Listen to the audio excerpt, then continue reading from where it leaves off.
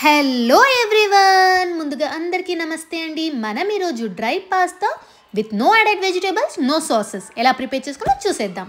ముందుగా ఒక కడాయిలో కాస్త నూనె, అందులోనే కరివేపాకు, ఉల్లిపాయ వేసి ఇలా సాట్ చేసుకుంటూ 3 పచ్చిమిర్చి కూడా వేసుకొని మంచిగా ఇలా సాట్ చేసుకొని 3 కట్ చేసి పెట్టుకున్న టమాటో ముక్కలు, తగినంత ఉప్పు వేసి సాట్ చేసి మూత పెట్టేసుకోండి. ఒక 2 నిమిషాల తర్వాత ఇలా నూనెలో మగ్గేంత వరకు స్మాష్ చేసి అందులోనే 1/2 టీ స్పూన్ పెప్పర్ పౌడర్ మరియు 1, 2, 3 పాస్తా మసాలా కూడా యాడ్ చేసేసుకోండి.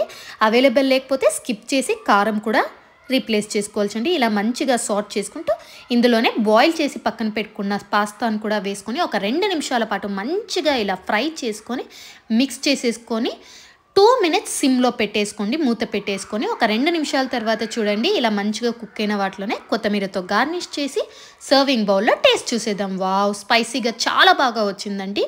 ఇలాంటి వీడియోస్ కోసం ఎవ్రీడే రుచులని తప్పకుండా సబ్స్క్రైబ్ చేయండి.